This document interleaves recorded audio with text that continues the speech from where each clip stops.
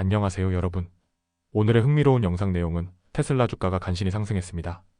300달러 선이 다시 주목을 받는 이유, 그리고 유럽을 긴장하게 만든 러시아 군사 움직임에 관한 것입니다. 우선 좋아요 버튼을 누르고 채널 구독 및 알림 설정 또 잊지 마세요. 여러분의 관심과 지지가 저희에게 큰 힘이 됩니다. 첫 영상은 미국 경제 전문지 월스트리트 저널의 보도를 바탕으로 최근 테슬라 주가 흐름과 그 배경에 대해 자세히 살펴보겠습니다. 먼저 테슬라 주가는 최근 긍정적인 흐름을 보였습니다. 지난주 1분기 실적 발표 이후 테슬라 주가는 무려 18%나 상승했습니다. 하지만 올해 들어 전체적으로 보면 여전히 주가는 29%나 하락한 상태입니다. 다시 말해 최근의 반등에도 불구하고 전반적인 부진을 완전히 만회하지 못한 셈입니다. 이번 주 월요일 테슬라 주가는 장중 최고 294.86달러까지 올라갔고 최저는 272.42달러까지 내려갔습니다.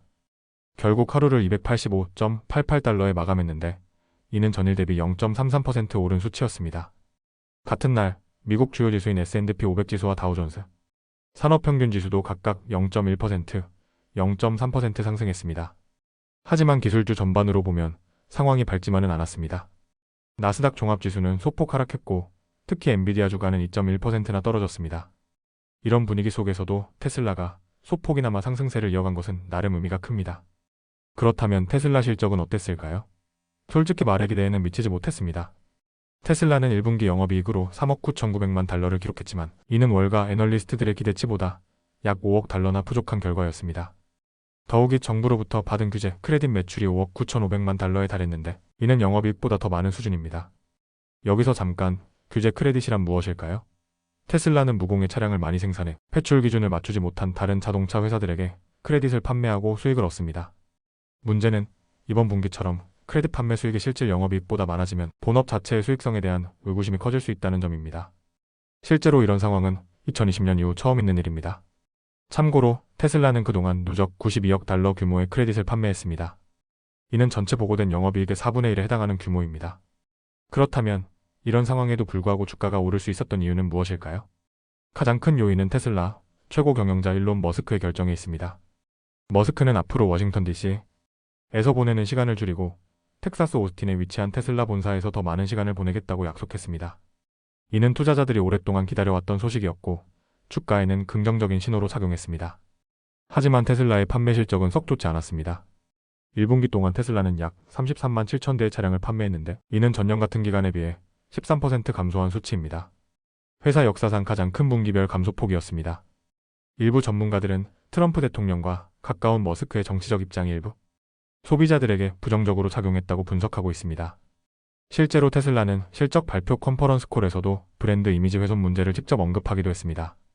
또 다른 문제는 테슬라의 주력 모델인 모델 Y에 대한 업그레이드가 예정되어 있다는 점입니다. 신차가 곧 출시될 경우 소비자들은 기존 모델 구매를 주저하기 마련입니다. 이 역시 판매 부진에 영향을 미쳤습니다. 그럼에도 불구하고 머스크의 복귀 소식은 투자자들의 불안을 어느 정도 달랬습니다. 테슬라 주가는 지난주 금요일 중요한 기술적 지표인 50일 이동평균선을 넘어섰습니다. 이동평균선은 주식시장에서 지지선이나 저항선으로 여겨지는데요. 지지선은 투자자들이 저점을 매수하려는 지점이고 저항선은 일정 수익을 실현하려는 지점으로 해석할 수 있습니다. 현재 테슬라의 다음 저항선은 100일 이동평균선인 약 336달러 수준으로 분석되고 있습니다. 시장 분석업체 차트스마터의 설립자인 더글러스 부시는 실적 발표 이후 테슬라 주식에 대한 시장 반응을 긍정적으로 평가하며 좋은 시장 흐름이 이어진다면 360달러까지 상승할 가능성도 있다고 전망했습니다. 여기서 테이프라는 표현은 거래가 활발한 시장 상황을 의미하는 트레이더들의 전문 용어입니다. 물론 이러한 전망은 어디까지나 주가 차트와 시장 흐름에 기반한 분석일 뿐입니다. 기본적인 기업 실적이나 장기적인 펀더멘털 분석과는 별개라는 점도 유념해야 합니다. 마지막으로 테슬라 주가는 최근 12개월 동안 157달러에서 488달러 사이를 오르내리며 엄청난 변동성을 보였습니다. 변동폭은 무려 331달러로 현재 주가의 110%가 넘는 수준입니다. 비교를 위해 애플의 경우 1년간 주가 변동폭은 최근 주가 대비 약 45%에 그쳤습니다. 이 수치만 봐도 테슬라 주가가 얼마나 롤러코스터처럼 움직였는지 알 수 있습니다. 정리하면 테슬라는 아직 여러 도전에 직면해 있습니다. 하지만 머스크의 경영 복귀와 투자자들의 기대감 덕분에 주가는 반등의 기회를 잡고 있습니다. 앞으로 300달러 선을 중심으로 한 움직임이 중요한 분수령이 될 것으로 보입니다. 다음 영상은 미국 경제 전문지 월스트리트 저널의 보도를 바탕으로 최근 유럽을 긴장하게 만든 러시아의 군사 움직임에 대해 자세히 살펴보겠습니다. 먼저 트럼프 대통령을 포함해 많은 세계 지도자들이 우크라이나 전쟁에 집중하고 있는 가운데 일부 유럽 국가들은 러시아가 조용히 벌이고 있는 또 다른 움직임에 깊은 우려를 표명하고 있습니다. 특히 핀란드 국경 근처 러시아 도시 페트로자보츠크에서는 러시아군이 대규모 기지 확장 작업을 진행하고 있습니다. 크렘린은 이곳에 새로운 군사령부를 세워 향후 수만 명의 병력을 지휘할 계획입니다. 서방 군사 및 정보 당국은 이 병력들이 앞으로 나토와의 전쟁 가능성에 대비하는 러시아의 핵심 전력이 될 것으로 보고 있습니다. 러시아는 병력 모집을 확대하고 무기 생산을 강화하며 국경 철도망을 정비하고 있습니다. 이는 단순한 국지적 대응이 아니라 장기적인 전략 변화의 신호로 받아들여지고 있습니다. 핀란드는 과거 1940년에 소련에 일부 영토를 넘겨주었고 오랫동안 모스크바와의 충돌을 피하려 했습니다. 그러나 우크라이나 침공 이후 핀란드는 나토에 가입했고 지금은 국경을 따라 철조망과 전자 감시 시설을 설치하며 대비 태세를 강화하고 있습니다.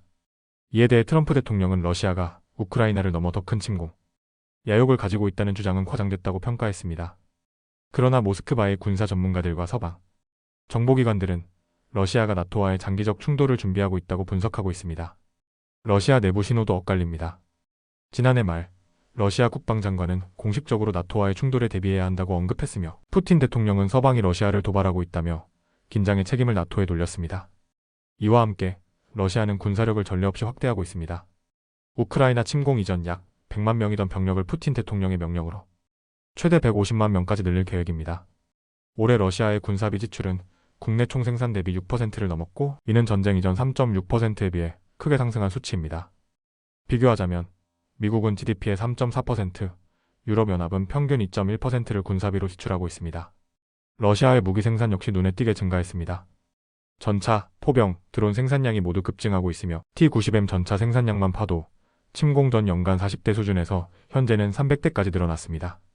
흥미로운 점은 이 신형 전차들은 아직 우크라이나 전선에 투입되지 않고 러시아 본토에 남아있다는 사실입니다. 미국과 유럽군 관계자들은 러시아군이 예상보다 훨씬 빠르게 재편성되고 있다고 경고하고 있습니다. 덴마크 정보기관은 최근 보고서에서 러시아가 나토가 약화될 경우 5년 이내 유럽에서 대규모 전쟁을 일으킬 수 있다고 밝혔습니다. 이에 대응해 폴란드, 에스토니아, 라트비아, 리투아니아 같은 동유럽 국가들은 국경 방어를 강화하고 있습니다. 이들은 참호를 파고 탱크 방어 장애물을 설치했으며 심지어 대인질의 사용을 금지하는 국제조약에서도 탈퇴했습니다. 또한 러시아는 나토 동부 국경에 병력을 집결시키는 한편 후방에서는 대규모 군사 인프라를 재건하고 있습니다. 상트페테르부르크와 모스크바를 중심으로 새로운 군구역을 설정하고 벨라루스와의 철도 및 도로 연결도 강화하고 있습니다. 특히 레닌그라드 지역에서는 기존 여단들을 대규모 사단으로 재편해 병력을 3배 가까이 늘리고 있습니다. 핀란드 군 관계자는 러시아는 작전적 측면보다 숫자의 힘을 중시한다고 지적했습니다. 실제로 페트로자보츠크와 주변 지역에는 새로운 막사 훈련장, 무기고, 철도 시설이 속속 들어서고 있습니다. 러시아는 병력 모집에도 열을 올리고 있습니다. 최근 몇 달간 후한 계약금을 앞세운 대대적인 모집이 이어졌고 현재는 매달 약 3만 명에서 4만 명의 신병이 입대하고 있습니다. 이는 단순한 충원 수준을 넘어 러시아군이 본격적으로 군사 재건에 나섰음을 보여주는 신호입니다. 특히 러시아는 나토 국경에 주둔할 신규 부대에 대해 최신 장비를 지급할 예정입니다. 반면 우크라이나 전선에는 주로 낡은 소련 시대 무기가 투입되고 있습니다.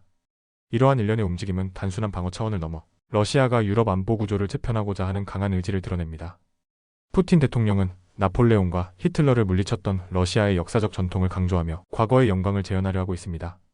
올해 말 러시아는 차파드라는 이름으로 대규모 전략 군사훈련을 실시할 예정입니다. 이 훈련은 나토 국경 인근 지역에서 진행될 것으로 예상되며 크렘린은 이를 통해 유럽의 러시아의 존재감을 강하게 각인시키려 할 것으로 보입니다. 마지막으로 핀란드 국경 인근의 위성사진을 보면 러시아가 병력 숙소와 장비 보관소를 확장하고 새로운 철도 노선을 부설하고 있는 모습이 확인됩니다. 전문가들은 이 철도 노선이 단순한 물류 인프라를 넘어 긴급시 병력과 장비를 빠르게 이동시키기 위한 전략적 준비라고 분석하고 있습니다. 핀란드 전략 당국은 러시아의 새로운 철도 종착역 건설 움직임에 주목하고 있으며 만약 이곳에서 군사적 움직임이 감지된다면 심각한 안보 위기로 이어질 수 있다고 경고하고 있습니다. 정리하면 러시아는 지금 조용하지만 강력하게 나토와의 장기 충돌을 준비하고 있습니다. 이는 단순한 우크라이나 전쟁을 넘어선 유럽 전체의 안보 구조를 흔들 수 있는 중대한 변화의 시작일지도 모릅니다. 오늘은 여기까지입니다. 다음 영상에서 더 유익하고 흥미로운 내용으로 찾아뵙겠습니다. 이 영상은 투자 의견이 아닙니다. 매우 감사합니다.